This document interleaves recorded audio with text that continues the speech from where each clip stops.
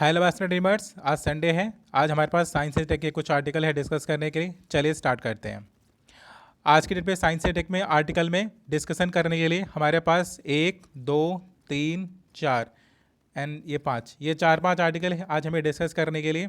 हम सबसे पहले स्टार्ट करेंगे सीवेज ट्रीटमेंट से।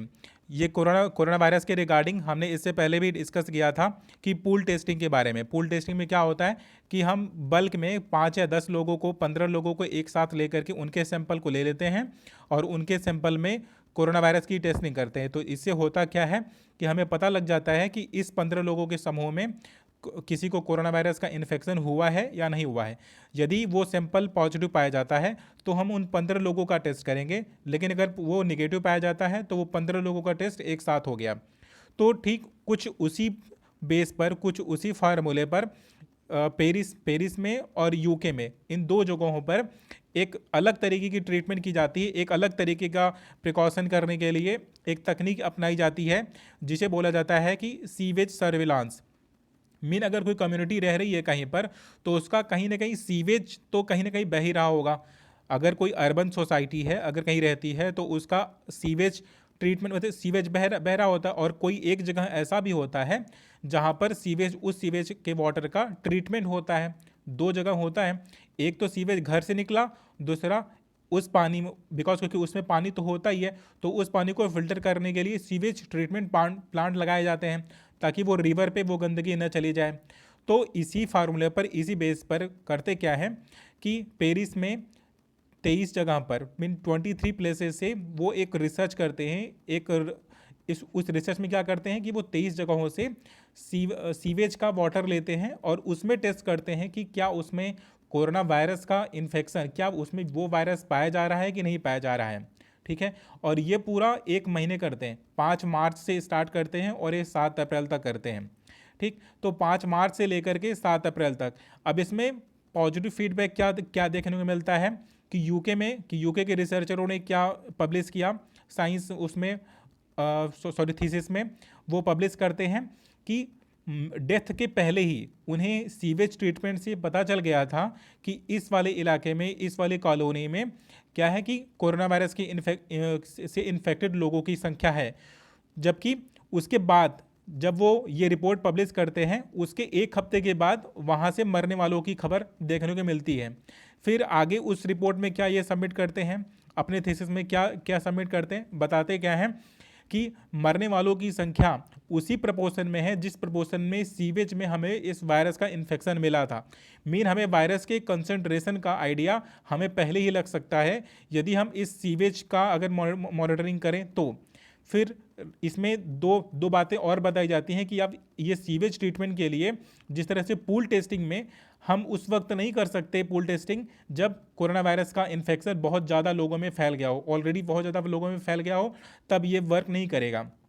ठीक, तो ठीक उसी प्रकार से जब बहुत ज़्यादा लोगों में ये ना फैला हो, मीन कोई ऐसा जगह है जहाँ पर अभी ये कोरोना वायरस का पैंडेमिक उस लेवल पे नहीं गया है, तो वहाँ पर हम ये सीवेज की मॉनिटरिंग से या सीवेज की टेस्टिंग से हमें पता कर सकते हैं कि इस पूरे इलाके में या इस पूरे सिटी में कि कोरोना का वो पैंडेमिक है या नहीं है।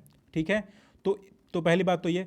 और दूसरा हम कब यूज कर सकते हैं कि हमने पूरे आइसोलेशन से या लॉकडाउन से या पूरे ट्रीटमेंट से हमने किसी एक इलाके को, हॉट स्पॉट जोन को, इस कोरोना वायरस से मुक्त कर दिया। अब कोरोना वायरस को मुक्त करने के बाद, अब क्योंकि समटाइम होता है क्या कि सिम्टम दिखते नहीं है, सिम्टम हाइड होते हैं, तो सीवेज का यदि हम बराबर मॉनिटरिंग करते रहें तो पूरी तरह से कोरोना के मुक्त होने के बाद भी हम 2 महीने 3 महीने तक ये चेक कर सकते हैं कि क्या कोई वायरस, क्या कोई सिम्टम, उस वायरल का कोई भी एक भी अंश क्या उस सीवेज वाटर में हमें मिलता है या नहीं मिलता है।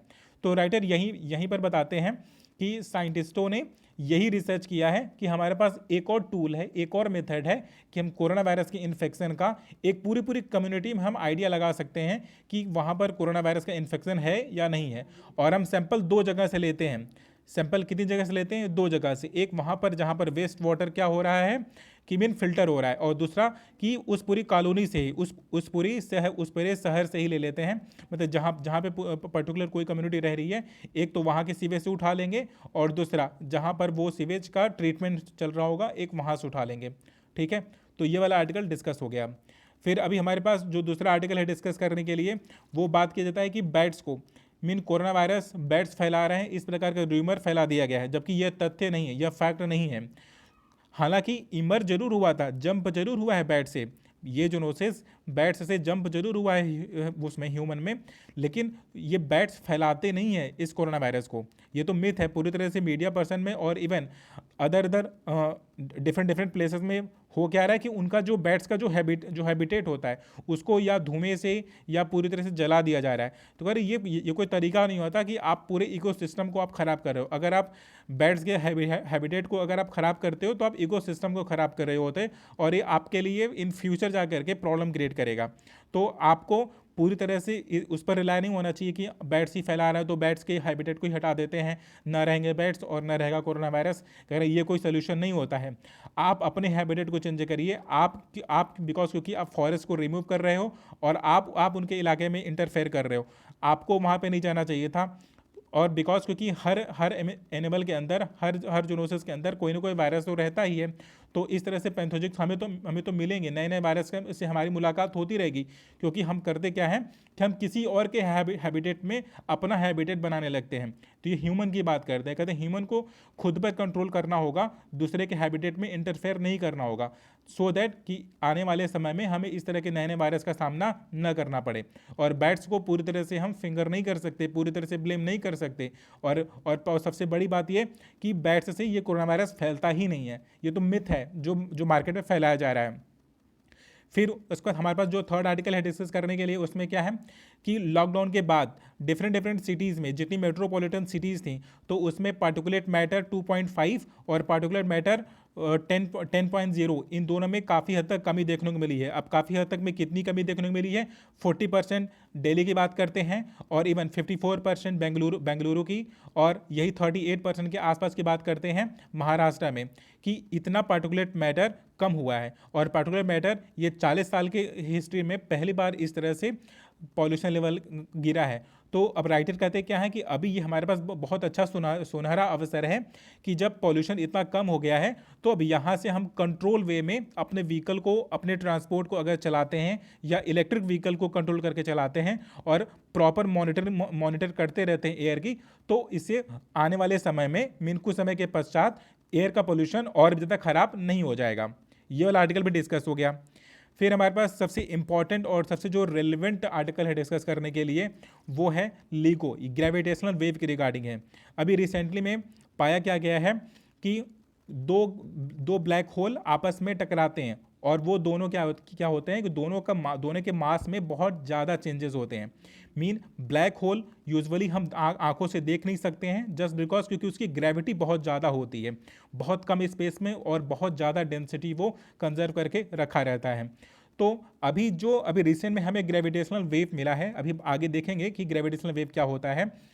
दो ब्लैक होल जो जिनका वेट अलग अलग था, जब वो दोनों एक दूसरे से टकराते हैं, तो जिसका वेट ज़्यादा होता है तो उसकी साइकिल, जो उसकी ऑर्बिट करने की जो साइकिल थी, आउटकम वाले टकराने के बाद जो ब्लैक होल हमें निकलता है, उसका साइकिल वही प्रोमिनेंट हो जाता है जिसका वेट ज़्यादा रहता है।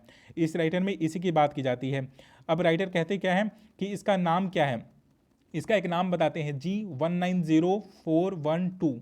ये उसे कोडिफाई करते हैं कि जो ब्लैक होल टकराने के बाद हमें जो आउटकम, हमें जो रिजल्टेंट ब्लैक होल मिला है, उसका नाम ये है। और उसकी साइकिल क्या बताते हैं कि जो ज़्यादा वेट वाला था, जो ज़्यादा वेट वाला है, हमारे पूरे सौर मंडल का 8 टाइम वेट है उसका, उस ब्लैक होल का, तो उसकी साइकिल वो हो जाती है। अब फिर बात करते हैं कि ग्रेविटेशनल वेव होती क्या है। ग्रेविटेशनल वेव होता कुछ यूँ है कि स्पेस और टाइम, इसकी फैब्रिक पे बना हुआ एक वेव है। स्पेस और टाइम की फैब्रिक पर, फैब्रिक मतलब क्या, एक प्रकार का कपड़ा। समटाइम होता क्या है कि यदि हमारे घरों में जो बेडशीट यूज होती है, तो बेडशीट क्या होता है कि एक प्रकार का फैब्रिक ही तो है, एक कपड़े का बना हुआ है। और हमें उसका अगर धूल निकालना होता है, तो दो लोग पकड़ करके उसे मूव कराते हैं, तो झटकते हैं, तो क्या होता है कि धूल निकल जाता है। किससे निकल जाता है? जस्ट बिकॉज ऑफ कि धूल के अंदर एक इनर्सिया होता है, और जब आप मूव करते हो तो आपका चादर का फैब्रिक तो एक वेव से मूव कर जाता है, लेकिन वो डस्ट मूव नहीं कर पाता है और डस्ट को उस फैब्रिक से अलग हो जाना पड़ता है। तो जिस तरह का एक वेव पैदा होता है आपके झटकने पर, जब आप एक वेव पैदा करते हो अपने उस बेडशीट पर, ठीक उसी तरीके की एक फैब्रिक होती है पूरी स्पेस में, मीन पूरी यूनिवर्स में फैला हुआ है। ठीक, तो वो फैब्रिक बना किस चीज़ का है? स्पेस और टाइम का। अब स्पेस और टाइम के फैब्रिक पर जो वेव पैदा होता है उसे बोलते हैं ग्रेविटेशनल वेव। अब ग्रेविटेशनल वेव पैदा कब होता है? जब भी कोई दो मास आपस में टकराएंगे, जब भी हम कोई भी मोमेंट होगा, दो मास यदि आपस में टकराते हैं तो ग्रेविटेशनल वेव मिलता है। अभी जो डिटेक्ट हुआ है ग्रेविटेशनल वेव, वो 1.8 बिलियन ईयर बिफोर जो मास टकराते हैं, ये उसका ग्रेविटेशनल वेव हमें मिलता है। अब ग्रेविटेशनल वेव डिटेक्ट कैसे किया जाता है? वेव क्या है? एक प्रकार की फ्रिक्वेंसी ही तो है जिसे डिटेक्ट किया जाता है।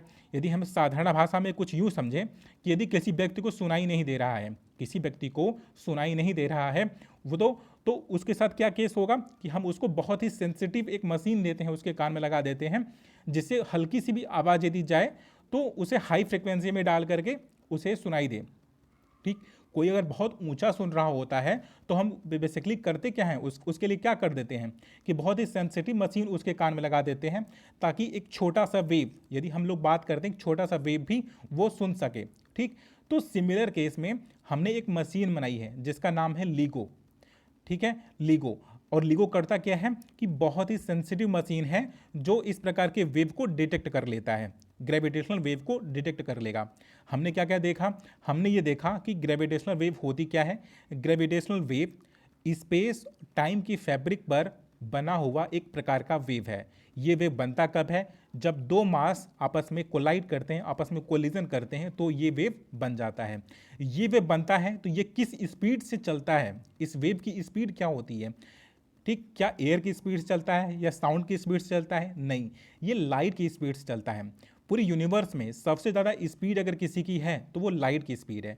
और उस लाइट की स्पीड से चलने के कारण, और बिकॉज इतने टाइम पीरियड पहले कोई कोलिजन हुआ था, उसका वेव है ये, उसका ग्रेविटेशनल वेव है। तो हाँ, यहाँ तक आते आते वो वेव इतना कमज़ोर हो गया है कि हमारी बॉडी उसे डिटेक्ट नहीं कर पा रही है। और एक और बड़ा ही इंटरेस्टिंग फैक्ट ये है कि ग्रेविटेशनल वेव मैं जिसकी बात कर रहा हूँ वो हमारे और आपके शरीर के, आपके मोबाइल, आपके लैपटॉप से हर रोज़ गुजरता है, लेकिन हम महसूस नहीं कर पाते हैं क्योंकि वो इतना वीक हो चुका रहता है इतनी दूर से ट्रैवल करते करते कि हमारी सेंसेस उसे पकड़ नहीं पाती हैं। ठीक है, तो हमने ये देखा कि ग्रेविटेशनल वेव कैसे उत्पन्न होता है, कैसे इमर्ज होती हैं। ग्रेविटेशनल वेव होती क्या है?